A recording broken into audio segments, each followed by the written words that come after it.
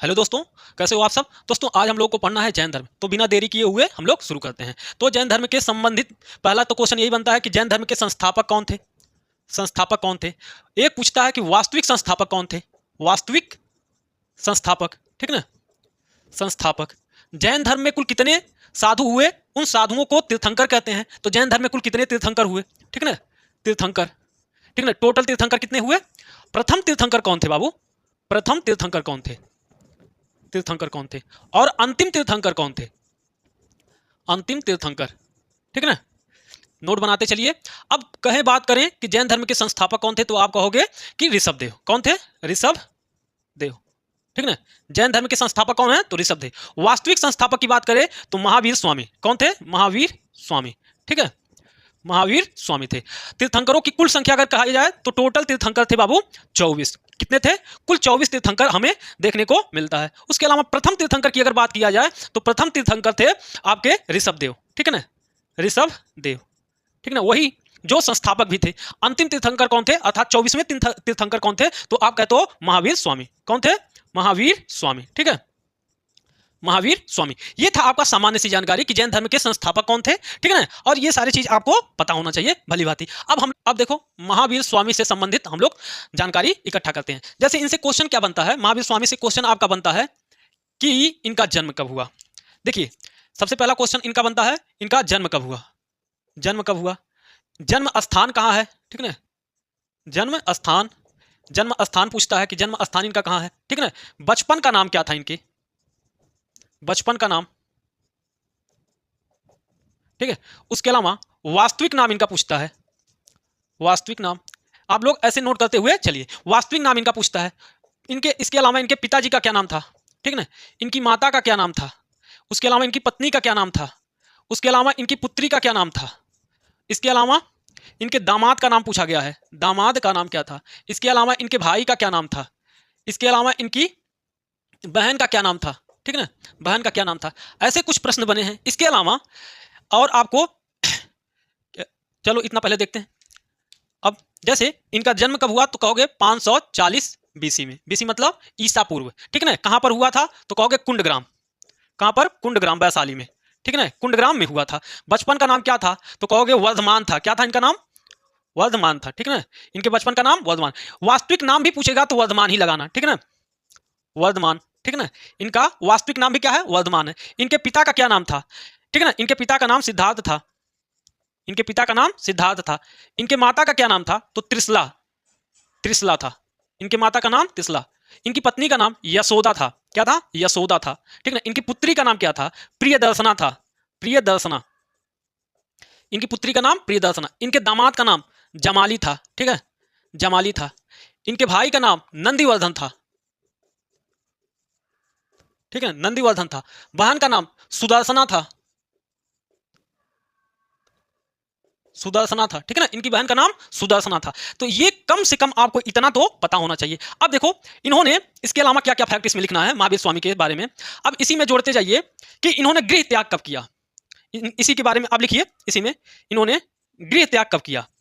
गृह त्याग, त्याग कब किया तो इन्होंने गृह त्याग 30 वर्ष की उम्र में किया था। 30 वर्ष के जब थे तो इन्होंने गृह त्याग किया था। तपस्या कितना समय तक किए, तपस्या कितने समय तक किए तो ये 12 वर्ष तक तपस्या किए थे, ठीक है ना। ज्ञान कब प्राप्ति हुई ये सब पूछा गया। ज्ञान प्राप्ति 42 वर्ष की उम्र में, 30 10 40 2 42, ठीक है ना। 42 वर्ष के उम्र में, 30 वर्ष की उम्र में इन्होंने गृह त्याग किया था और 12 वर्ष तक तपस्या किए और 42 वर्ष की उम्र में इन्हें ज्ञान प्राप्ति हुआ। अब बाबू इसी में पूछता है कि गृह त्याग किए थे तो किसके साथ, किससे पूछ करके किए थे तो लिखो गृह त्याग, गृह त्याग बड़े भाई नंदीवर्धन के, ठीक है ना। नंदीवर्धन के,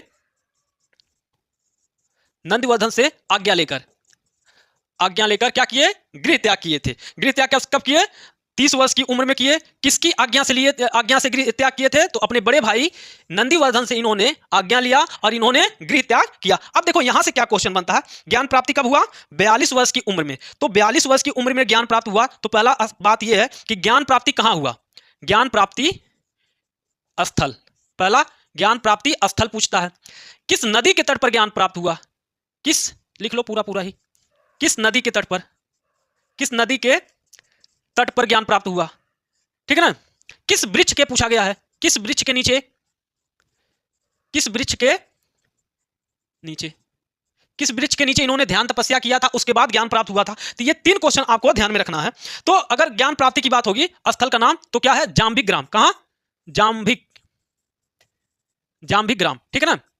जाम्बिक ग्राम में इन्हें ज्ञान प्राप्ति हुई थी। उस स्थल का नाम क्या है, जाम्बिक ग्राम। नदी कौन था बाबू, तो उस नदी का नाम है रिजुपालिका नदी, रिजुपालिका नदी के तट पर, ठीक है। महावीर स्वामी को ज्ञान प्राप्ति कहां हुआ था, तो रिजुपालिका नदी के तट पर। किस वृक्ष के नीचे, तो साल वृक्ष के नीचे, ठीक है ना। ये सब क्वेश्चन पूछा गया है, किस वृक्ष के नीचे इन्हें ज्ञान प्राप्ति हुआ था, तो ये सब कुछ क्वेश्चन पूछा गया है, तो आपको ध्यान में रखना है, ठीक है ना।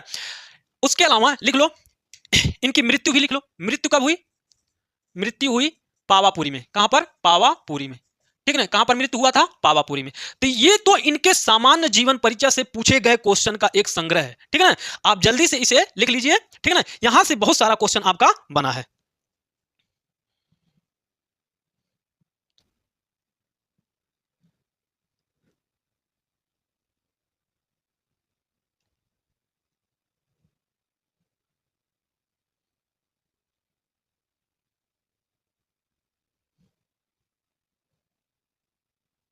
ठीक है, हो गया। अब हम लोग आ जाते हैं, अब ये एक बार आपका जल्दी से रिवीजन करते हैं। जैसे जैन धर्म के संस्थापक कौन है, महावीर स्वामी। महावीर स्वामी का जन्म कब हुआ, 540 ईसा पूर्व में। जन्म स्थान कहां है, कुंडग्राम में, वैशाली में है जो। बचपन का नाम क्या है, वर्धमान था। और वास्तविक नाम भी पूछे कि महावीर स्वामी का वास्तविक नाम क्या था, तो जो बचपन का नाम था वही वास्तविक नाम होगा, ठीक है ना। इनके पिता का नाम सिद्धार्थ, माता का नाम तो त्रिशला, पत्नी का नाम कहोगे तो यशोदा था। इनकी पुत्री का नाम भी पूछा गया है, प्रियदर्शना। इनके दामाद का नाम क्या था, जमाली। अब क्यों पूछा गया जमाली, क्यों लिख रहे हैं, क्योंकि आगे चल के जमाली ही क्या होंगे, महावीर स्वामी के पहले शिष्य होंगे ना, तो इसलिए। उसके अलावा इनके भाई का नाम नंदीवर्धन, इनकी बहन का नाम सुदर्शना था। इनके मृत्यु पावापुरी में हुआ था। इसके अलावा इसके बाद अगला पड़ाव बनता है कि भाई साहब गृह त्याग कब किए, तो 30 वर्ष की उम्र में गृह त्याग किए थे। और तपस्या कितने समय तक किए थे, तो 12 वर्षों तक तपस्या किए थे। ज्ञान प्राप्ति कब हुआ, 42 वर्ष की उम्र में, ठीक है ना। गृह त्याग किसके भाई साहब आज्ञा से किए थे, तो अपने बड़े भाई से आज्ञा लेकर के उन्होंने गृह त्याग किया था। ज्ञान प्राप्ति का स्थल मतलब इन्होंने ज्ञान कहां प्राप्त किया था, तो जाम्बिक ग्राम में। किस नदी के तट पर, तो रिजुपालिका नदी के तट पर। किस वृक्ष के नीचे, तो साल वृक्ष के नीचे। तो ये सब आपसे क्वेश्चन पूछता है, ये जो नॉर्मल सी बातें हैं। अब हम लोग आते हैं अगले, इससे आगे थोड़ा बढ़ते हैं, ठीक है ना। ये इनका था जीवन परिचय। जीवन परिचय करने का मतलब उनका व्यक्तिगत जीवन था, ठीक है ना। अब सार्वजनिक जीवन में हम लोग इनके क्या पढ़ेंगे आगे का, जैसे इन्होंने कौन सा सिद्धांत दिया, इन्होंने कौन कौन से उपदेश दिए, ठीक है ना। त्रिरत्न क्या है, ठीक है ना। इस प्रकार के हम लोग क्वेश्चन देखेंगे और यहां से भी आपका क्वेश्चन बनता है। सबसे पहले लिख लो इसी में कि ज्ञान प्राप्ति के बाद, ज्ञान प्राप्ति के बाद, ज्ञान प्राप्ति के बाद महावीर स्वामी के नाम, महावीर स्वामी के नाम।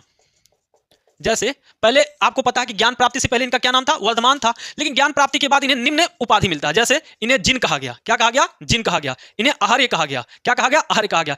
केवलीन कहा गया, क्या कहा गया, केवलीन कहा गया, केवलीन कहा गया, केवलीन कहा गया, ठीक है ना। उसके अलावा महावीर कहा गया, ठीक है ना, महावीर कहा गया। ध्यान रहे कि ये सब किसके नाम है, ये महावीर स्वामी के नाम है। कब, जैसे पहले क्या था इनका नाम, इनका नाम आपने देखा कि वर्धमान था, ठीक है ना। इन्होंने 12-30 वर्ष की उम्र में गृह त्याग कर दिया, गृह त्याग कर दिया। और गृह त्याग के बाद इन्होंने 12 वर्षों तक तपस्या किया, तपस्या किया। और तपस्या करने के बाद ज्ञान प्राप्त किए। ध्यान रहे कैसे कैसे ये बता रहा हूं, उसी तरह आपको ध्यान रखना। ज्ञान प्राप्त किए और ज्ञान प्राप्ति के बाद जो जैन धर्म में ज्ञान प्राप्ति के बाद कहा जाता है कैवल्य प्राप्त। ज्ञान को ही किस नाम से जाना गया, कैवल्य, ठीक है ना।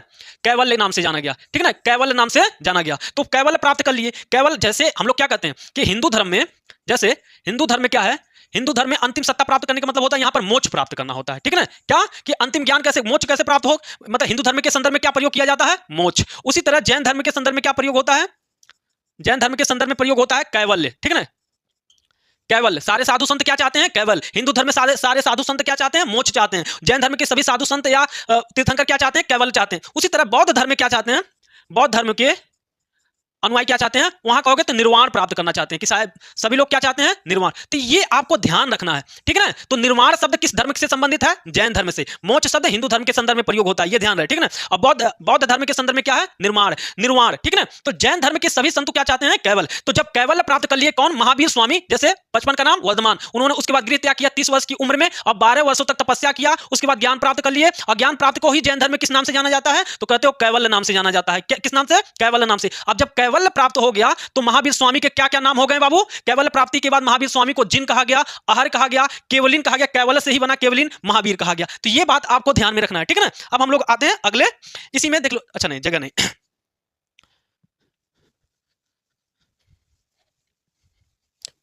अभी दर्शन से पहले थोड़ा थोड़ा जो बचा खुचा है वो देख लेते हैं, ठीक है। ज्ञान प्राप्ति के बाद प्रथम उपदेश कहां दिए? प्रथम महावीर स्वामी के संदर्भ में सब चल रहा, महावीर स्वामी ने प्रथम उपदेश कहां दिया? उपदेश, प्रथम उपदेश कहां दिए, ठीक है ना। तो लिखो प्रथम उपदेश दिए इन्होंने वितुलांचल पर्वत, वितुलांचल पर्वत, ठीक है ना। वितुलांचल पर्वत कहां है? राजगृह में, ठीक है, राजगृह में इन्होंने प्रथम उपदेश। किस भाषा में दिया? तो भाषा ध्यान रहे, किस भाषा में? तो प्रकृत भाषा में, प्रकृत भाषा में, ठीक है ना, प्रकृत भाषा में, ठीक है ना। अब देखो देखो अब क्या है प्रकृत भाषा, जैसे आपने देखा इसके पहले क्या चल रहा था? वैदिक काल चल रहा था, वैदिक काल। जब वैदिक काल समाप्त हुआ तो कहा आया भाई साहब, तब आपने देखा महाजनपद काल आया, महाजनपद काल, ठीक है ना, महाजनपद काल। और इसी महाजनपद काल में आपने कई सारे संप्रदाय, बौसर संप्रदाय, उसके अलावा जैन धर्म, उसके अलावा बौद्ध धर्म आपने देखा। तो भाई साहब ये जो समय था ये संस्कृत, वैदिक संस्कृत का समय था, ठीक है ना, वैदिक संस्कृत। और संस्कृत सभी लोग नहीं बोलते थे, उच्च क्लास के लोग ही, केवल ब्राह्मण वर्चस्व के लोग ही क्या करते थे? संस्कृत का इस्तेमाल करते थे। आम जनता संस्कृत से वाकिफ नहीं थी। तो जब महावीर स्वामी, महात्मा बुद्ध आए और अन्य संप्रदाय आए तो उन्होंने आम जनता में बोले जाने वाली बोलियों का इस्तेमाल करके क्या किया? अपने धर्म का प्रचार प्रसार किया, ताकि अधिक से अधिक लोग इस धर्म के अच्छाइयों के बारे में जान सके। तो ये सब आपको ध्यान में रखना है कि महावीर स्वामी किस भाषा में अपने उपदेश दिए? तो किस भाषा में? प्रकृत भाषा में। क्योंकि आगे चल के महात्मा बुद्ध के बारे में जब हम बौद्ध धर्म में पढ़ाएंगे तो बौद्ध धर्म में पूछा जाता है कि बौद्ध धर्म में महात्मा बुद्ध ने अपना उपदेश किस भाषा में दिया, तो वहां पर पाली लगाना पड़ेगा। तो ये सब चीजें ध्यान रखना है कि प्रथम उपदेश उन्होंने कहां दिया? वितुलांचल पर्वत, कहां है? राजगृह में। किस भाषा में दिया? तो प्रकृत भाषा में इन्होंने दिया, ठीक है ना। इसके अलावा यही लिख लो, लगे हाथ, सर्वाधिक वर्षावास लिखो, सर्वाधिक वर्षावास महावीर स्वामी ने कहां बिताया? महावीर स्वामी ने कहां बिताया, ठीक है ना, कहां बिताया। अब इसका मतलब क्या है? कहां बिताया? तो लिख लो वैशाली में, आगे लिख लो वैशाली में। कहां पर? वैशाली में। अंतिम लिखो, अंतिम वर्षावास कहां बिताया? अंतिम वर्षावास कहां बिताया, ठीक है ना। तो ये लिख लो, ये पावापुरी, जहां पर उनकी मृत्यु हुई थी, ठीक है ना। अब देखो ये वर्षावास क्या है? इसी वर्षावास को चौमासा भी कहा जाता है। अब जैसे देखो चार महीने का क्या है? पूरे हम 12 महीनों को बांटते हैं, एक गर्मी, एक सर्दी और एक बरसात। गर्मी, सर्दी, बरसात करके हम पूरे साल को 3 भागों में बांट लेते हैं। तो जो गर्मी का महीना होता है तब तक ये जैन धर्म के लोग क्या करते हैं? प्रचार प्रसार करते हैं, इधर से उधर, इस जगह से उस जगह, इस नगर से उस नगर क्या करते थे? भ्रमण करते रहते थे और अपने जैन धर्म का प्रसार प्रचार करते रहते थे। लेकिन भाई साहब ठंडी में भी हो गया, गर्मी में भी हो गया, लेकिन बरसात के मौसम में वो क्या करते थे? किसी जगह पर ठहर जाते थे। इसी को कहा गया वर्षावास, कहा गया, इसी को कहा गया चौमासा, ठीक है ना। तो चौमासा, तो जब ये बरसात का समय आता था तो ठहर जाते थे। तो इससे ही क्वेश्चन बनता है कि बताओ सर्वाधिक ठहराव कहां पर उन्होंने किया था, ठीक है ना। तो सर्वाधिक ठहराव या सर्वाधिक वर्षावास बिताया कहां थे? वैशाली में। और अंतिम वर्षावास कहां था उनका? पावापुरी में, जहां पर उनकी मृत्यु भी हो गई थी। तो ये बातें आपको ध्यान में रखना है, ठीक है ना। तो ये बातें आपको ध्यान में रखना। और यहीं पर लिख लो महावीर स्वामी के प्रथम शिष्य कौन थे? महावीर स्वामी के प्रथम शिष्य, महावीर स्वामी के प्रथम शिष्य लिख लो जमाली थे, जो उनका दामाद भी था, ठीक है ना, ठीक है ना, उनका दामाद भी था और प्रथम शिष्य भी था। यह ध्यान रखना है कि महावीर स्वामी का प्रथम शिष्य ही उनका उनका दामाद ही उनका प्रथम शिष्य था, ठीक है ना। तो ये सारी बातें आप लोग को ध्यान में रखना है। अब आ जाते हैं, इससे आगे थोड़ा सा बढ़ते हैं।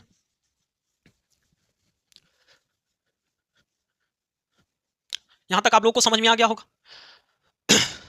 अब लिख लो, अब कुछ, अब लिखो जैन दर्शन। अब हेडिंग डालो जैन दर्शन। अब यहां से कौन कौन से क्वेश्चन बने हैं? जैन दर्शन, हेडिंग डालो जैन दर्शन, एक एक करके हम लोग पढ़ेंगे। पहला लिखो अनिश्वरवादी थे, अनिश्वरवादी, अनिश्वरवादी। दूसरा लिखो पंचमहाव्रत, पंचमहाव्रत। तीसरा लिखो अणुव्रत, अणुव्रत। चौथा लिखो त्रिरत्न, त्रिरत्न, जैन धर्म के त्रिरत्न। पांचवा लिखो सप्तभंगी सिद्धांत, सप्तभंगी, सप्तभंगी सिद्धांत, सप्तभंगी अभी समझा देंगे। सप्तभंगी सिद्धांत छठा, सप्तभंगी स्यादवाद, स्यादवाद। अगला लिखो सातवां, अनिकांतवाद, अनिकांतवाद, ठीक है ना, अनिकांतवाद हो गया। हाँ, अगला लिखो ब्रह्मांड के शाश्वत सिद्धांत, ब्रह्मांड के, ब्रह्मांड का शाश्वत सिद्धांत, ठीक है, ब्रह्मांड का शाश्वत सिद्धांत। इतना पहले हम लोग देख लेते हैं, ठीक है ना, ठीक है ना, पहले इतना देख लेते हैं। अब देखो इसके अलावा संसार का अगला लिखो, इसी में लिख लो, अब लिख रहे हैं तो लिख ही लेते हैं। आठवां के बाद लिखो सृष्टि का निर्माण, सृष्टि का निर्माण 6 तत्वों से हुआ है, तत्वों से हुआ है, ठीक है, सृष्टि का निर्माण 6 तत्वों से हुआ है। अब देखो पहला नंबर तो आपसे क्वेश्चन कैसे पूछेगा, पूछेगा क्या जैन दर्शन ईश्वर को मानता है कि नहीं मानता है, तो आपको जवाब देना है कि नहीं मानता है, पहली बात। दूसरा, पंचमहाव्रत किस धर्म से संबंधित है, पंचमहाव्रत जैन धर्म से संबंधित है। अणुव्रत किससे संबंधित है, जैन धर्म से संबंधित है। जैन धर्म के त्रिरत्न कौन कौन से, अभी लिखा देंगे भाई साहब। सप्तभंगी सिद्धांत किस धर्म से संबंधित है, तो कहोगे जैन धर्म से संबंधित है। स्यादवाद किस धर्म से संबंधित है, जैन धर्म से संबंधित है। अनिकांतवाद किस धर्म से संबंधित है, जैन धर्म से संबंधित है। ब्रह्मांड का शाश्वत सिद्धांत किस धर्म से संबंधित है, जैन धर्म से संबंधित है। सृष्टि का निर्माण 6 तत्वों से हुआ है, तो ऐसे पूछेगा कि जैन धर्म के अनुसार सृष्टि का निर्माण कितने तत्वों से हुआ है, ऐसे पूछेगा। तो ये सारे आपको ध्यान में रखना है। अब इसमें से एक एक बताते हैं। जैसे देखो आपको ये सारा नोट कर लिए होंगे, बस आपको समझना है। अब देखो कहता है कि जैन धर्म अनिश्वरवादी है। जैन धर्म कैसा है, अनिश्वरवादी है, अनिश्वरवादी है, ईश्वर को नहीं मानता है। लेकिन आपने पढ़ा होगा, आपको बताया गया होगा कि भाई साहब ईश्वर को मानता है, लेकिन ईश्वर को मानता है लेकिन जैन तीर्थंकरों से नीचे, जैन तीर्थंकरों से नीचे, तीर्थंकरों से नीचे है, ठीक है ना, नीचे है, ठीक है ना। लेकिन जब आएगा ऑप्शन में क्या ईश्वर को मानता है, तो ऑप्शन में लगा देना नहीं। लेकिन कहेगा कि क्या जैन तीर्थंकरों से नीचे मानता है, तो बिल्कुल कह देना हाँ, ठीक है ना। लेकिन आपको लगाना क्या है, नहीं। अब देखो क्या है, जैसे हम लोगों में क्या है कि मान लो कि ये मनुष्य है, मान लो कि ये मनुष्य है, तो हम मनुष्य क्या मानते हैं कि ईश्वर हमसे ऊपर है, ठीक है ना, ईश्वर हमसे ऊपर है। लेकिन जैन धर्म क्या मानता है कि अगर ईश्वर है तो वह ईश्वर कैसे होगा, जो 24 तीर्थंकर हैं जैन धर्म में उनसे नीचे, अर्थात ईश्वर अगर होगा तो जैन तीर्थंकरों से नीचे होगा। हम क्या मानते हैं कि भगवान जो है वो हमसे ऊपर है, लेकिन हम जैन धर्म क्या मानता है कि अगर ईश्वर है तो वह जैन तीर्थंकरों से क्या होगा, नीचे होगा। तो ये बात ध्यान में रख लेना कि ईश्वर है, अगर है ईश्वर तो वह जैन तीर्थंकरों से नीचे होगा। यह बात आपको ध्यान में रखना है। तो अनिश्वरवादी का मतलब आपको समझ में आ गया कि ईश्वर की सत्ता को स्वीकार नहीं करता। कौन, जैन धर्म ईश्वर की सत्ता को स्वीकार नहीं करता, यह आपको ध्यान में रखना। पंचमहाव्रत, पंचमहाव्रत देखो क्या था, देखो सत्य, अहिंसा, सत्य, अहिंसा, अस्तेय, अपरिग्रह, अपरिग्रह, ब्रह्मचर्य, ब्रह्मचर्य। अब देखो सत्य, अहिंसा, अस्तेय, अपरिग्रह, ब्रह्मचर्य, ये जो 5 तत्व हैं, ये 5 शब्द हैं, 1 2 3 4 5, इन पांचों को मिलाकर के कहा गया पंचमहाव्रत। लेकिन ध्यान रहे बाबू, पंचमहाव्रत समझने से पहले आपको यह ध्यान रखना है कि जो पहले सत्य, अहिंसा, अस्तेय, अपरिग्रह है, इन चारों को बाबू कौन, सत्य, अहिंसा, अस्तेय, अभी समझा देंगे इनका मतलब भी। सत्य, अहिंसा, अस्तेय, अपरिग्रह जो हैं, इन 4 शिक्षाओं को कौन दिया था, तो कहोगे पार्श्वनाथ ने दिया था। कौन, पार्श्वनाथ ने। पार्श्वनाथ ने कौन से नंबर के तीर्थंकर थे, तो 23वें तीर्थंकर थे। 23वें तीर्थंकर पार्श्वनाथ ने सत्य, अहिंसा, अस्तेय, अपरिग्रह जैसे शिक्षाओं को दिया था। लेकिन आगे चल के महावीर स्वामी ने पांचवा तत्व ब्रह्मचर्य को किसमें, इन शिक्षाओं में शामिल किया। जब ये 5 हो गए, पहले कितना था, 23वें तीर्थंकर ने कितने शिक्षाएं दी थी, 4। किस पर, तो कहोगे सत्य पर, अहिंसा पर, अस्तेय पर, अपरिग्रह पर। लेकिन आगे चल के जब 24वें तीर्थंकर महावीर स्वामी हुए, तो इनमें इन 4 में एक और शामिल कर दिया, 4 में एक और शामिल कर दिया। वो पांचवा कौन था, पांचवा था महा ब्रह्मचर्य। तो ये आपको ध्यान में रखना है कि पांचवा तत्व किसने जोड़ा था, पंचमहाव्रत का पांचवा तत्व किसने जोड़ा था। तो आपको ध्यान होना चाहिए कि पांचवा तत्व कौन दिया था, तो आपको महावीर स्वामी द्वारा जोड़ा गया। ऐसे लिखो, पांचवा ब्रह्मचर्य, पांचवा ब्रह्मचर्य को महावीर स्वामी द्वारा जोड़ा गया, स्वामी द्वारा जोड़ा गया, ठीक है, जोड़ा गया, ठीक है, ध्यान रहे, जोड़ा गया। जब ये 5वां जोड़ा गया तब इसे कहा गया पंचमहाव्रत। जब 5वां तत्व इसमें जोड़ा गया तब यह कहलाया पंचमहाव्रत। तो ध्यान रहे कि सत्य, अहिंसा, अस्तेय, अपरिग्रह पर शिक्षा किसने दिया था, 23वें तीर्थंकर पार्श्वनाथ ने। ब्रह्मचर्य को किसने शामिल किया, तो आपको महावीर स्वामी लगाना है, ठीक है ना। तो पूछेगा कैसे, पंचमहाव्रत में ब्रह्मचर्य किसने शामिल किया था, तो कहोगे महावीर स्वामी। बाकी चारों किसने दिया था, पार्श्वनाथ, 23वें तीर्थंकर पार्श्वनाथ ने, ठीक है ना। तो ये आपको ध्यान में रखना। अब हम आपको बताते हैं कि पंचमहाव्रत और अणुव्रत में क्या अंतर है, ठीक है ना। पंचमहाव्रत और अणुव्रत में क्या अंतर है। उससे पहले आपको यह जान लेना चाहिए कि जो सत्य है, अहिंसा है, अस्तेय है, अपरिग्रह है, ब्रह्मचर्य, इसका मतलब क्या होता है। सत्य का मतलब होता है सदैव सत्य बोलो, झूठ मत बोलो। सत्य का मतलब सदैव सत्य बोलो लेकिन झूठ मत बोलो। अहिंसा का मतलब हिंसा मत करो। जैसे हम लोग क्या करते हैं, पशुओं की हत्या करते हैं, जीवों की हत्या करते हैं, ये सब क्या है, पाप है, ठीक है ना। हिंसा नहीं करना, हिंसा की मनाही की गई है, झूठ बोलने पर मना किया गया। अस्तेय मतलब चोरी नहीं करना, अस्तेय का मतलब होता है कि चोरी नहीं करना। अपरिग्रह मतलब संपत्ति ग्रहण नहीं करना, संपत्ति अर्जन नहीं करना है। अपरिग्रह का मतलब है भाई साहब संपत्ति अर्जन नहीं करना। ब्रह्मचर्य का मतलब होता है इंद्रियों पर नियंत्रण होना चाहिए, ठीक है ना। भौतिकतावादी भाई साहब रुझान नहीं होना चाहिए। आप अपने इंद्रियों पे क्या रखोगे, संयम रखोगे। इंद्रियों पे क्या रखना है, संयम रखोगे। तो इन सब का मतलब आपको समझ में आ गया होगा। सत्य का मतलब झूठ नहीं बोलना, अहिंसा का मतलब भाई साहब हिंसा नहीं करना है, अस्तेय का मतलब चोरी नहीं करना है, अपरिग्रह का मतलब भाई साहब संपत्ति भाई साहब अर्जन नहीं करना है, ब्रह्मचर्य का मतलब इंद्रियों पर नियंत्रण होना चाहिए। अब देखो किसे पंचमहाव्रत कहेंगे, किसे अणुव्रत कहेंगे। तो अगर ये जो पांचों सिद्धांत हैं,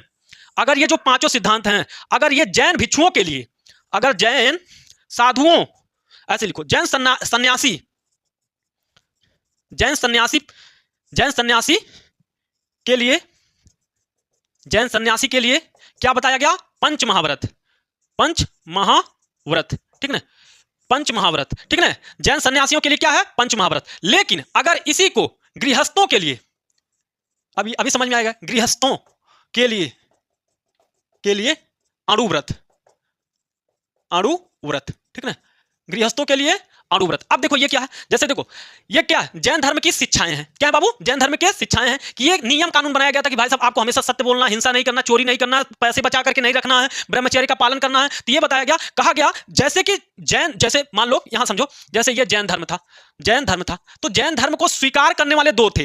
एक थे जो भाई साहब घर द्वार छोड़ करके एकदम क्या करते थे, उसी में जाकर के लीन हो जाते थे, जैन धर्म को स्वीकार कर लेते थे और जैन धर्म के अनुयायी बन जाते थे और घर द्वार से सब कुछ से, समाज से नाता छोड़ देते थे। तो एक तो वो हुए जो पूरी तरह से क्या है, समाज से, परिवार से कट छट के जाकर के क्या बन गए, जैन साधु बन गए। और एक वे थे जो गृहस्थ, मतलब पारिवारिक जीवन जी रहे थे। जैसे मान लो मैं हूं और मैं अपने परिवार के साथ रह रहा हूं, माता पिता भाई बहन पत्नी सबके साथ रहते हुए भी क्या कर रहा हूं, जैन धर्म को स्वीकार कर रहा हूं। तो अगर ऐसे होंगे तो उन्हें कहा गया गृहस्थ, मतलब जो अपने पारिवारिक जीवन में रहते हुए जैन धर्म को स्वीकार किए उन्हें कहा गया गृहस्थ। और जिन्होंने सब कुछ छोड़ छाड़ के मतलब संन्यास ग्रहण कर लिए वो कहलाए सन्यासी, जैन सन्यासी। तो भाई साहब अगर पारिवारिक जीवन में रह रहे हो तो बताओ उसमें पैसा अर्जन करोगे कि नहीं करोगे, करोगे। तो जो गृहस्थ थे वो अगर स्वीकार किए जैन धर्म तो उन्हें थोड़ी सी छूट दी गई थी, चलो भाई साहब तुम पैसा थोड़ा बहुत बचा लो। अब भाई साहब तुम ही सोचो, पारिवारिक जीवन में रहोगे तो पैसे की जरूरत होगी कि नहीं होगी, बताओ। उस समय मान लो कि थोड़ा बहुत हिंसा भी चल जाएगा भाई साहब, थोड़ा बहुत झूठ भी बोलना पड़ेगा। अब लुगाई से हरदम सही नहीं ना बोल पाओगे तो उसे थोड़ा बहुत झूठ बोलना पड़ जाएगा।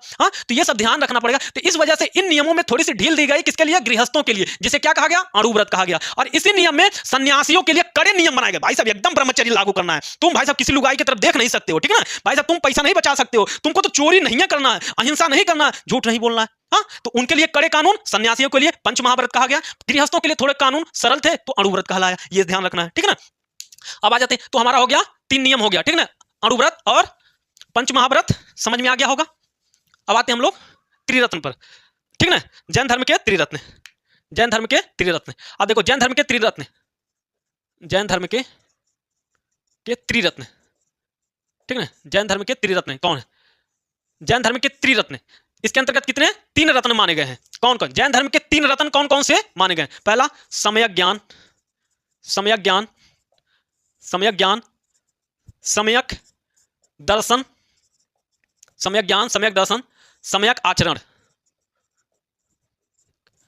सम्यक आचरण, ठीक है ना, 3 तत्व। इन 3 तत्वों को क्या कहा गया कि जैन धर्म के 3 ज्वेलरी हैं भाई साहब, 3 रत्न हैं, ठीक है ना। क्यों, अब देखो इनका मतलब क्या होता है, 3 रत्न में कौन कौन शामिल है, तो पहला ज्ञान, दर्शन, आचरण। कहने का मतलब है कि जैन धर्म में कुल कितने तीर्थंकर हुए बाबू, जैन धर्म में कुल 24 तीर्थंकर हुए। कितने, 24। कहता है जैन धर्म कि अगर बाबू साहब ये जो 24 लोग थे जो तीर्थंकर हुए, जो साधु सन्यासी हुए, 24 महान साधु सन्यासी हुए जिन्होंने ज्ञान प्राप्त कर लिया था, अगर इन्होंने कुछ ज्ञान दिया है उस ज्ञान को क्या करना है, मानना है उस ज्ञान। तो मतलब जब भी आप जैन धर्म स्वीकार करोगे तो ज्ञान का स्रोत क्या होगा, इन 24 तीर्थंकरों द्वारा दिया गया ज्ञान ही क्या है, सम्यक ज्ञान। सम्यक का मतलब होता है राइट, राइट का मतलब सही, सही ज्ञान क्या है, 24 तीर्थंकरों ने जो ज्ञान दिया वही क्या ज्ञान, वही ज्ञान क्या है, सही ज्ञान, अर्थात सम्यक ज्ञान है। 24 तीर्थंकरों के ज्ञान को ही क्या कहा गया, सही ज्ञान कहा। जैसे मान लो, फिर से बोल रहा हूं कि जैसे अगर मैं जैन धर्म स्वीकार करूंगा तो मुझे ज्ञान कहां खोजना पड़ेगा? इन 24 तीर्थंकरों के ज्ञान में ही हमें ढूंढना पड़ेगा कि जैन धर्म का ज्ञान है, ठीक है। उस ज्ञान को आस्था, अर्थात इन 24 तीर्थंकरों में उस ज्ञान को केवल ज्ञान नहीं समझना है,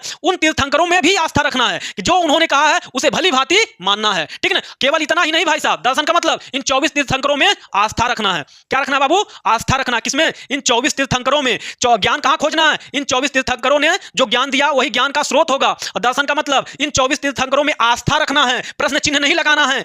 आचरण का मतलब केवल भाई साहब ज्ञान नहीं ढूंढना है, केवल आस्था ही नहीं रखना है, बल्कि उसे अपने दिन प्रतिदिन के जीवन में उतारना है। जैसे सत्य कह दिया, जैसे महावीर स्वामी ने सत्य, अहिंसा, अस्तेय, परिग्रह, ब्रह्मचर्य का जो ज्ञान दिया है उसे केवल अपने आस्था, उसके प्रति आस्था नहीं रखना है, उसे व्यवहारिक जीवन में उतारना है, हमेशा पालन करना है। यह क्या कहलाया? आचरण कहलाया। व्यवहारिक जीवन में, व्यवहारिक जीवन में क्या करना है?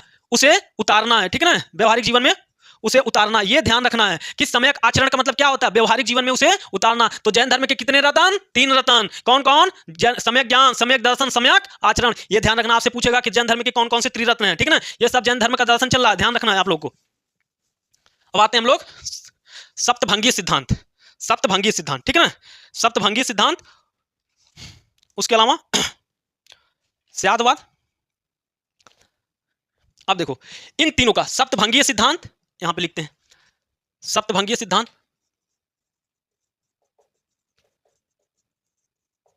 सप्तभंगीय सिद्धांत, उसके अलावा स्यादवाद, स्यादवाद, उसके अलावा अनेकांतवाद।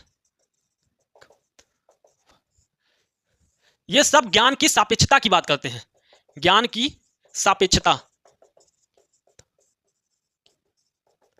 बात करते हैं, ठीक है ना। ज्ञान की सापेक्षता की बात करते हैं। अब ये क्या होता है? जैसे कोई चीज, जैसे मान लो कि अभी के लिए हम आपको ये वाला मार्केट दिखाते हैं। देखो पहले नंबर अनेकांतवाद, मतलब एक ही चीज को कि अनेक प्रकार से विशेष, अनेक प्रकार से प्रदर्शित किया जा सकता है। एक ही वस्तु के कई रूप हो सकते हैं, उसकी कई विशेषताएं विद्यमान है, उसकी कई सत्ताएं विद्यमान है। यह कहता है अनेकांतवाद, मतलब एक ही चीज के कई प्रकार से उसे प्रदर्शित किया जा सकता है, ठीक है ना। स्याद का मतलब होता है शायद, स्याद का मतलब शायद होता है। सप्तभंगी सिद्धांत मतलब किसी वस्तु को 7 प्रकार से भाई साहब चित्रित किया जा सकता है। सप्त माने 7, भंगी सिद्धांत, ठीक है ना। 7 प्रकार से किसी वस्तु को 7 प्रकार से प्रदर्शित किया जा सकता है। अब देखो इसी को हम एक छोटे से उदाहरण के द्वारा हम प्रदर्शित करते हैं। जैसे सप्तभंगी सिद्धांत और स्यादवाद एक दूसरे से जुड़े हैं। अब देखो मान लो कि अभी ये क्या है, आपसे पूछें ये क्या, तो आप लोग कहोगे कि ये तो मार्कर है, ठीक है ना। क्या कहोगे? मार्कर। अभी के लिए क्या कहे? मार्कर है। चलो ठीक है, आप लोगों ने कहा कि ये मार्कर, हम मान लिए। अब आपको क्या दिखाई दे रहा होगा? अब तो आपको केवल एक बिंदु दिखाई दे रहा होगा। तो आपको सामने से क्या दिखाई दे रहा? बिंदु। तो क्या हो गया? बिंदु। आपने कहा बिंदु दिखाई दे रहा सर जी, ठीक है ना। नोक जो दिखाई दे रहा था आपके लिए तो बिंदु ही होगा ना, तो आपने कहा बिंदु। अब कहें तो कहोगे एक छोटा सा बड़ा सा पॉइंट दिखाई दे रहा, बड़ा सा गोल सा पॉइंट। ये कैसा है? सफेद है, ठीक है ना, सफेद पॉइंट। उसके अलावा अभी आपको क्या दिखाई दे रहा है? तो कुछ लोग कहेंगे कि सफेद मार्कर। कैसा है? सफेद है। कैसा है? सफेद है। चलो सफेद लिख दी। अगर अभी थोड़ी देर के लिए हम इन लाइटों के ऊपर हरी पन्नी लगा दे या लाल पन्नी लगा दे, तो जो वहां से प्रकाश आएगा उससे ये मार्कर का कलर क्या होगा? सफेद दिखेगा? नहीं, जैसी पन्नी लगाएंगे वैसे ये कलर दिखेगा। अर्थात हम लाल लगाएंगे तो लाल दिखेगा, काला लगाएंगे तो काला दिखेगा, पीला लगाएंगे तो पीला दिखेगा। तो इस प्रकार इसका क्या हो गया? स्वरूप चेंज हो गया। लेकिन ये वास्तविक में क्या था? मार्कर था। क्या था बाबू? मार्कर। लेकिन कुछ दूरी, प्रकाश इत्यादि की वजह से आप लोगों के लिए कुछ को लाल लगा, कभी मार्कर लगा, कभी बिंदु लगा, कभी सफेद लगा, कभी कुछ भी लगा, पीला लगा। तो इस प्रकार इसकी विशेषता क्या हो गई? बदल गई। तो स्यादवाद कहता है कि बाबू जब भी आप किसी चीज को बोलो कि ये क्या है, तो आप एकदम ना कहो कि ये सफेद मार्कर है। कैसा है? हम पूछे कि कैसा है, तो आप कहो कि ये सफेद है। तो जैन धर्म कहता है अगर आप बोल देंगे कि इसका रंग सफेद है तो गलत हो जाएगा। तो कहता है जैन धर्म आप उसे सफेद ना बोल करके बोलो कि शायद सफेद है। क्या है? शायद सफेद है। क्यों? क्योंकि भाई अभी जो तुमको सफेद दिख रहा था वही क्या हो गया? काला, काला भी दिखने लगा, लाल भी दिखने लगा, बिंदु भी दिखने लगा, पीला भी दिखने लगा। तो कहता है कि आप इसे सफेद मत बोलो, आप इसे क्या बोलो? शायद सफेद है। यही सिद्धांत क्या कहलाता है? स्यादवाद। इसी स्यादवाद को कैसे बोल सकते हो कि शायद लाल है, शायद लाल और काला है, शायद सफेद और बिंदु है। तो इसी को 7 प्रकार से प्रदर्शित किया जा सकता है, इसी स्यादवाद को। और यही दोनों सिद्धांत एक दूसरे से जुड़े हैं। अर्थात स्याद को ही कितने प्रकार से प्रदर्शित करने की बात करता है? 7 तरीके से प्रदर्शित करने की बात करता है। यही सिद्धांत स्यादवाद और सप्तभंगी सिद्धांत है। और अनेकांतवाद का मतलब किसी वस्तु के संदर्भ में अनेक सत्ताएं विद्यमान है, केवल एक तरीके से नहीं बल्कि कई तरीके से उसे प्रदर्शित किया जा सकता है। तो ये तीनों सिद्धांत आपने कुछ देखा इस प्रकार। तो ये हमारा सप्तभंगी सिद्धांत और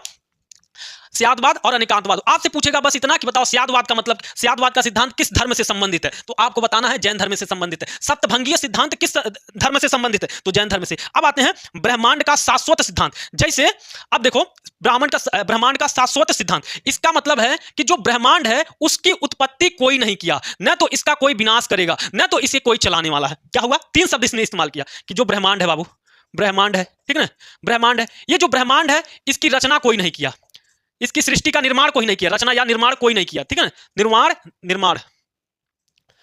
कोई नहीं किया, ठीक है, कोई चलाने वाला नहीं है, कोई चलाता नहीं है, अर्थात पालन करता नहीं है, विनाश नहीं होगा, विनाश नहीं होगा। इसी सिद्धांत को कहा गया बाबू ब्रह्मांड का शाश्वत सिद्धांत कहा गया, कि कहता है जैन धर्म कि इस ब्रह्मांड को निर्माण करने वाला कोई नहीं है, इसको चलाने वाला कोई नहीं है, और इसका पतन भी नहीं है। जैसे अन्य धर्मों में क्या है, जैसे हिंदू धर्म में क्या है, हिंदू धर्म मानता है, जैसे यही लिख लो, हिंदू धर्म क्या मानता है, हिंदू धर्म और ईसाई धर्म, उसके अलावा इस्लाम धर्म, ठीक है, अभी समझ में आ जाएगा, इस्लाम धर्म, ईसाई धर्म, ठीक है, इन सब में सृष्टि के पतन की बात होती है। क्या बाबू, इनके सृष्टि के पतन की बात होती है। कैसे,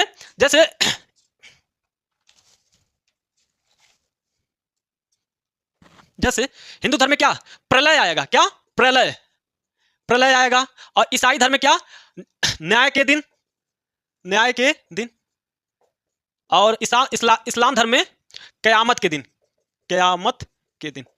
अब ध्यान से देखिए, जैसे इन तीन धर्मों के बारे में अगर जान लेंगे तो इसको समझना आसान हो जाएगा। जैसे हिंदू धर्म क्या कहता है कि भाई साहब एक दिन सृष्टि का क्या होगा, प्रलय होगा, सृष्टि का क्या होगा, विनाश होगा। तो जो सृष्टि की विनाश की बात होती है वो हम हिंदू धर्म में किस संदर्भ में प्रयोग करते हैं कि एक दिन इस सृष्टि का क्या होगा, प्रलय होगा। तो हिंदू धर्म में बताओ सृष्टि के ब्रह्मांड के प्रलय की बात हुई कि नहीं, अर्थात सृष्टि के अंत की बात हिंदू धर्म करता है। वहीं ईसाई धर्म क्या कहता है कि एक दिन न्याय के दिन आएंगे। न्याय के दिन का मतलब है कि सब कुछ न्याय होगा, जो पाप तुम किए हो वो क्या होगा, इस संसार का अंत का कारण बनेगा, ठीक है ना। तो इसीलिए जो पाप बढ़ रहे हैं एक दिन न्याय होगा।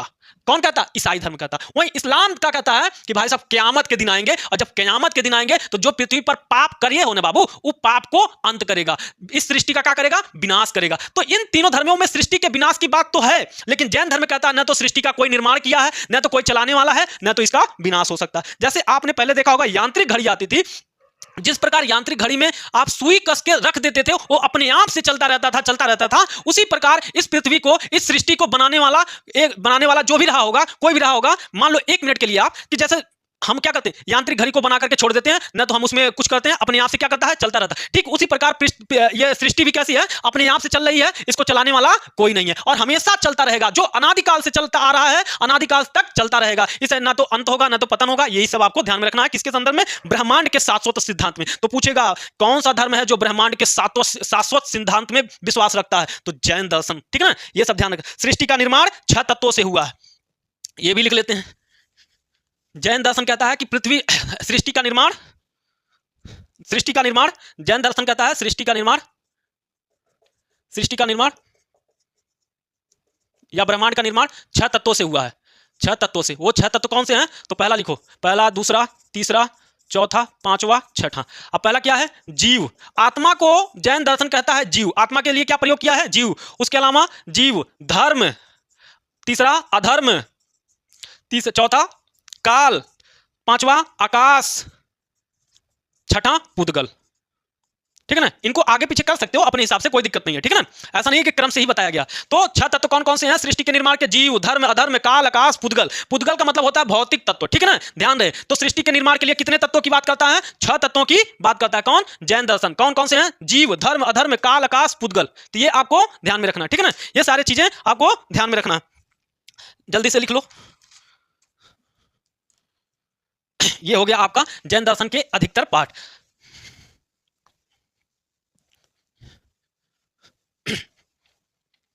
अब लिखो, अब इसमें बचा है आपका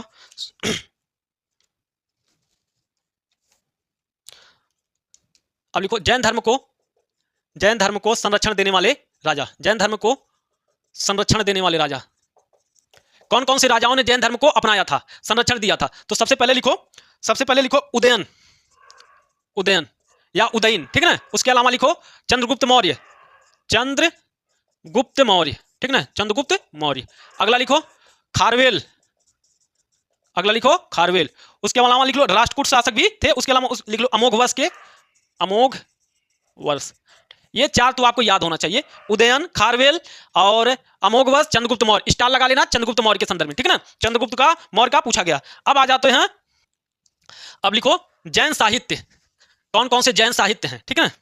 अब लिखो हेडिंग डालो जैन साहित्य, जैन साहित्य, जहां जहां से क्वेश्चन बनता है आपका पूछे। जैन साहित्य को कहते हैं आगत, क्या कहते हैं, जैन साहित्य को क्या कहते हैं, आगत। जैन साहित्य को किस नाम से जानते हैं, आगत, ठीक है ना। इसकी संख्या 46 थी, कितनी, 46। इस आगत को कई भागों में बांटकर देख सकते हैं, जैसे अंग, जैसे अंग, अंग अभी समझा रहे हैं, उपांग, तीसरा प्रकीर्ण, प्रकीर्ण, चौथा छेद सूत्र, सूत्र, अगला मूल सूत्र, सूत्र, अन्य, ठीक ना, अन्य। अब ये अन्य क्या है मतलब, ठीक है ना, ये ध्यान रहे, छेद सूत्र, मूल सूत्र, अन्य। अब देखो ध्यान से कि जो जैन साहित्य है, जैन साहित्य को किस नाम से जाना जाता है, आगत। जैन साहित्य को किस नाम से, आगत। आगत में कुल 46 साहित्यों का एक समूह है। आगत क्या है, 46 साहित्यों का एक समूह है, जिन्हें क्या कहा गया, आगत। अब इस आगत को कई भागों में बांटा गया, जिसे कहा गया अंग, जिसे कहा गया उपांग, क्या कहा गया, उपांग, जिसे कहा गया प्रकीर्ण, जिसे कहा गया छेद सूत्र, जिसे कहा गया मूल सूत्र, और कुछ अन्य है, ठीक है ना। अब जैसे आगत को कितने भागों में बांटा गया, 46 था, इसे अंग के रूप में बांटा गया। तो आपसे क्वेश्चन पूछेगा कि बताओ अंग किस धर्म से संबंधित साहित्य है, तो अंग किससे, जैन धर्म से। उपांग किस धर्म से संबंधित साहित्य है, तो कहोगे जैन साहित्य से। प्रकीर्ण किस धर्म से संबंधित साहित्य है, तो कहोगे जैन साहित्य से। छेद सूत्र किससे संबंधित है, तो जैन साहित्य से। तो ध्यान रखना, अब ये जो 46 थे, इनका 46 में विभाजन करो। जैसे आप देखोगे अंग की संख्या 12, उपांग की संख्या भी 12, प्रकीर्ण की संख्या 10, छेद सूत्र की संख्या 6, मूल सूत्र की संख्या 4, और 2 अन्य है जिनका पता नहीं है, ठीक है ना। ये ध्यान रखना, 2 अन्य है, उनका कोई पता जता नहीं है, ठीक है ना। तो 12, अब जोड़ो, देखो क्या 46 हुआ, 12 12 24, 24 6 30, 10 40, 4 44, 2 46, ठीक है ना। टोटल कितने हो गए, 46 हो गए, ठीक है ना। ये आपको ध्यान में रखना। तो ये जैन साहित्य हो गए। जैन साहित्य को क्या कहते हैं, आगत, जिनकी संख्या कितनी है, 46 है। आगत को, आगत क्या है, कई सारे साहित्यों का समूह है आगत, ठीक है ना, कई सारे साहित्यों का समूह आगत। आगत को कितने भागों में, अंग, उपांग, प्रकीर्ण, छेद सूत्र, मूल सूत्र, अन्य में बांटा गया, ठीक है ना। अंग की संख्या कितनी, 12, ठीक है ना, उपांग की संख्या 12, प्रकीर्ण की संख्या 10, छेद सूत्र की 6 4 2, ऐसे करके याद कर लेना, ठीक है ना। अब आ जाते हैं कुछ और अन्य। अभी हम लोग को जैन दिगंबर और श्वेतांबर पढ़ना है, 2-3 टॉपिक इसमें और बचा है, उसे देख करके हम लोग खत्म कर देंगे। अब देखो, जब जैन धर्म के, आपने देखा कि जैन धर्म, जैन धर्म, तो जैन धर्म के संस्थापक कौन थे, महावीर स्वामी, महावीर स्वामी। तो जो महावीर स्वामी थे, इन्होंने जैन धर्म के प्रसार और प्रचार के लिए जैन संघ की स्थापना किए थे। क्या किए थे, जैन संघ की स्थापना किए थे, ठीक है ना, जैन संघ की स्थापना किए, स्थापना किए थे। अब ध्यान रखना कि क्या किए, जैन धर्म के प्रचार और प्रसार के लिए जैन संघ की स्थापना की।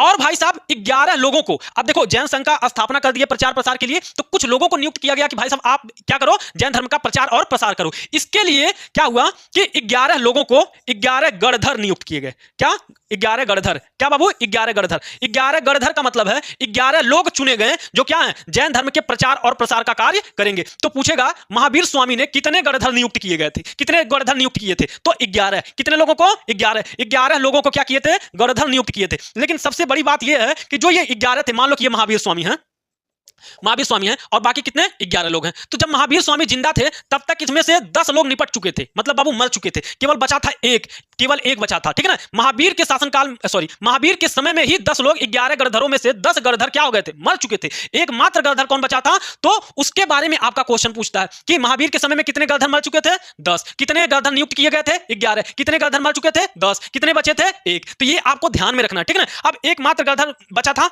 उसके बारे में हम लोग लिख लेते हैं, तो वही क्या होता है, ध्यान रखना, यहां लिख लेते हैं। महावीर स्वामी के समय में ही, स्वामी के समय में ही 11 गणधरों में से 10 गणधर,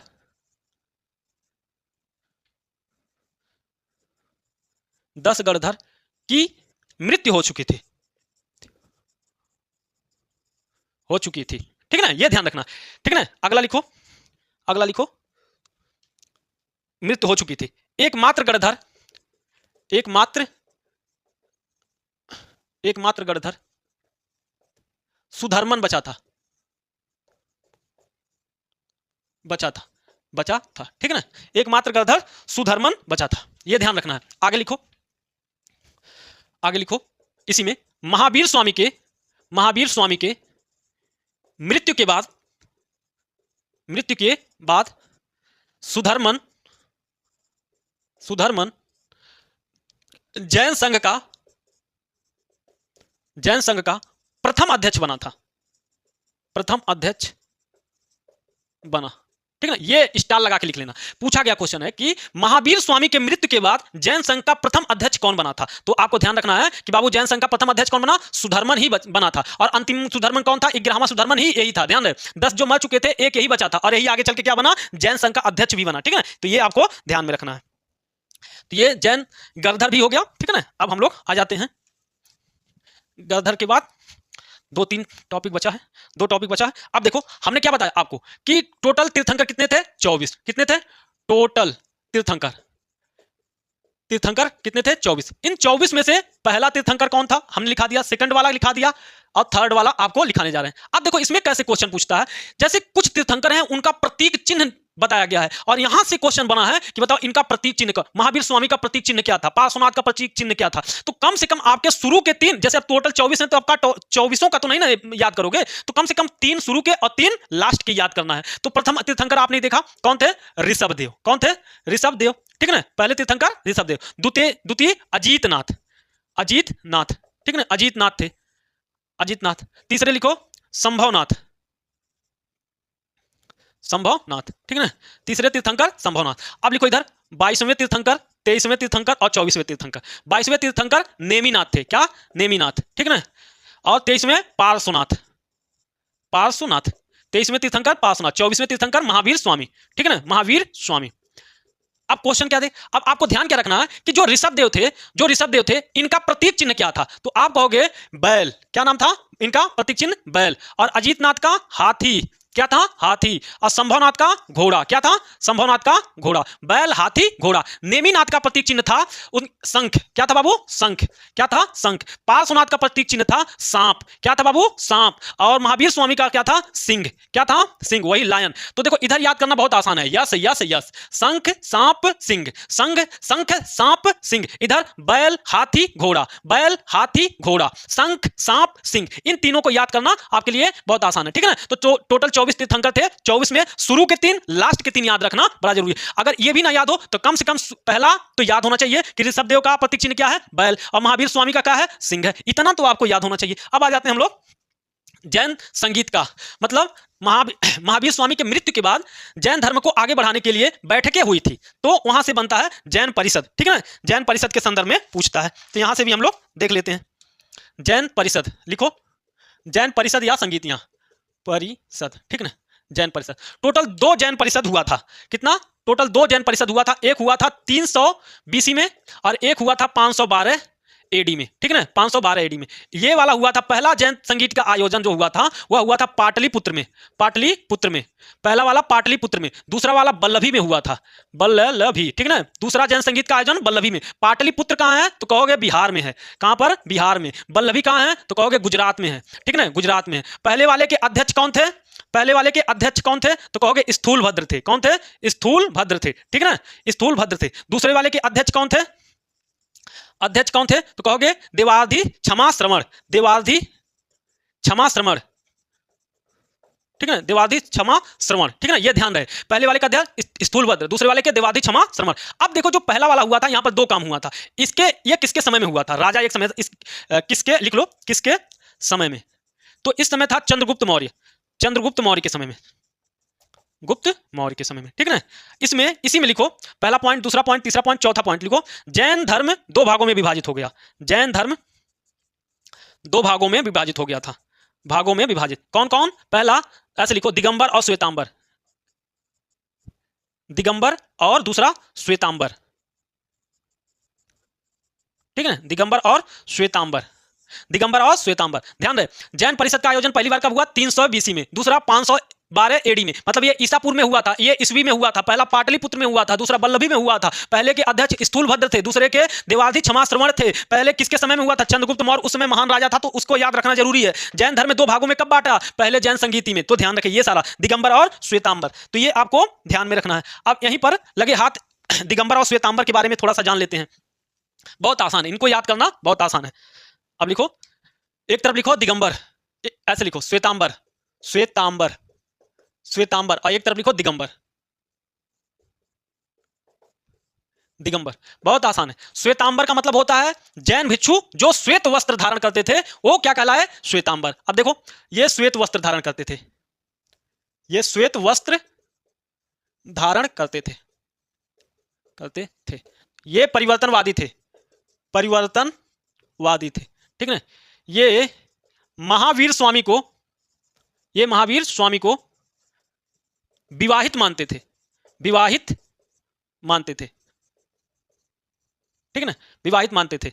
मल्लीनाथ को महिला मानते थे, मल्लीनाथ, मल्लीनाथ को महिला, अभी समझ में आ जाएगा, महिला मानते थे, मल्लीनाथ को महिला मानते थे। और लिखो, मल्लीनाथ को महिला मानते थे। कैवल्य की प्राप्ति, कैवल्य की प्राप्ति महिला एवं पुरुष दोनों को, महिला एवं पुरुष दोनों को संभव है, दोनों को संभव है, ठीक है ना। अब देखो, पहला पॉइंट हो गया, दूसरा पॉइंट हो गया, तीसरा पॉइंट हो गया, चौथा पॉइंट हो गया, पांचवा पॉइंट हो गया, ठीक है। अब देखो, बहुत आसान है। श्वेतांबर का मतलब होता है, जैसे देखो पहले क्या थे, जो जैन भिक्षु थे, जैन भिक्षु थे, वो क्या थे? नग्न अवस्था में रहते थे। कैसे? नग्न अवस्था में, ये वस्त्र नहीं धारण करते थे जैन भिक्षु। लेकिन आगे चल के जैन धर्म में दो भागों में बंट गया, एक को कहा गया श्वेतांबर और दूसरे को कहा गया दिगंबर। श्वेतांबर मतलब जो सफेद वस्त्र धारण करते हैं उन्हें कहा गया श्वेतांबर, जो वस्त्र नहीं धारण करते अर्थात दिशाएं ही जिसकी वस्त्र हो वह कहलाए दिगंबर, अर्थात ये वस्त्र धारण नहीं करते थे। इस प्रकार दो विवाद, दो गुट बन गया, कौन? बौद्ध जैन धर्म का। लेकिन इनमें और सारे अंतर थे, जैसे श्वेतांबर ये श्वेत वस्त्र धारण करते थे, तो दिगंबर ये सफेद वस्त्र धारण नहीं करते थे। पहला अंतर, ये परिवर्तनवादी थे। देखो भाई साहब, अभी हमने आपको बताया कि पहले जैन भिक्षु कहते थे नग्न अवस्था में रहते थे, कोई वस्त्र धारण नहीं करते थे, लेकिन आगे चल के क्या कर लिए? सफेद वस्त्र धारण कर लिए। तो बताओ, इन्होंने परिवर्तन किया कि नहीं किया? इन्होंने परिवर्तन किया, इस वजह से इन्हें कहा गया परिवर्तनवादी, इन्हें कहा गया परिवर्तनवादी। लेकिन इन्होंने भाई साहब परिवर्तन नहीं किया। पर ध्यान रखना है, जो क्रॉस का चिन्ह लगाना है इसका मतलब नहीं है। ये महावीर स्वामी को विवाहित मानते थे। भाई साहब विवाहित कि मतलब महावीर स्वामी का विवाह हुआ था, लेकिन दिगंबर जो थे वो कहते थे कि महावीर स्वामी का विवाह नहीं हुआ था। यह ध्यान रखना है। 19वें तीर्थंकर जिनका नाम था मल्लीनाथ, 19वें तीर्थंकर जिनका नाम मल्लीनाथ था, श्वेतांबर कहते थे कि ये महिला थी। क्या थी? महिला थी। लेकिन ये कहता है, दिगंबर कहता है कि ना ना बाबू, ये क्या थे? पुरुष थे। क्या थे? ये पुरुष थे, ये पुरुष थे, ध्यान रहे, ये पुरुष थे। ये कहते हैं कि ये पुरुष थे, ध्यान रहे, ठीक है ना। कैवल्य की प्राप्ति महिला एवं पुरुष दोनों को संभव है। श्वेतांबर कहते हैं कि भाई साहब कैवल्य केवल पुरुषों को नहीं मिल सकता, बल्कि पुरुषों के साथ साथ महिलाओं को भी संभव है, ठीक है ना। लेकिन दिगंबर कहता है कि ना, केवल और केवल पुरुष को कैवल्य प्राप्ति हो सकता है, केवल पुरुषों को कैवल्य प्राप्त हो सकता है, प्राप्त हो सकता है, हो सकता है। और जब ये कह रहे हैं कि बाबू केवल पुरुषों को कैवल्य प्राप्त हो सकता है, तो इसीलिए मल्लीनाथ को महिला मानने से मना कर देते हैं, क्योंकि ये क्या चाहते हैं, क्या कह रहे हैं कि केवल पुरुषों को ही कैवल्य प्राप्ति हो सकता है। तो ये नॉर्मली कुछ अंतर है, किसमें? दिगंबर और श्वेतांबर में। तो इसे भी आप लोग ध्यान में रखना है, ठीक है ना। तो ये कुछ था हम लोगों का जो हम लोगों ने देखा, ठीक है ना। तो अब लगभग से इसमें कुछ ऐसा नहीं है जो अब बताने लायक, लगभग से आपका एक बड़ा हिस्सा कवर हो गया जैन धर्म का। तो अब अगले में हम लोग क्या देखेंगे? बौद्ध धर्म देखेंगे, ठीक है। तो आज के लिए बस इतना रखते हैं। धन्यवाद दोस्तों।